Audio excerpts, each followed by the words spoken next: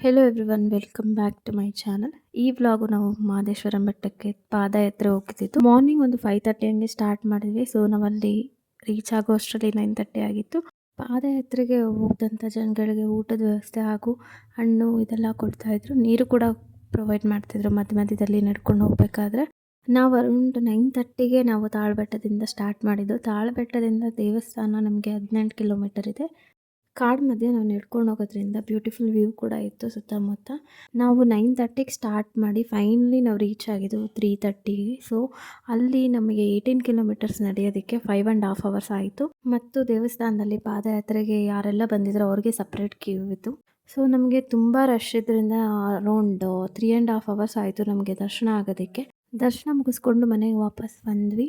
ಈ ವ್ಲಾಗು ನಿಮ್ಗೆ ಇಷ್ಟ ಆಗಿದ್ದಲ್ಲಿ ಲಾಂಗ್ ವಿಡಿಯೋ ಕೂಡ ನಾನು ಪುಷ್ಪ ವ್ಲಾಗ್ಸಲ್ಲಿ ಅಪ್ಲೋಡ್ ಮಾಡಿದ್ದೀನಿ. Do check and support my channel. Thank you for watching.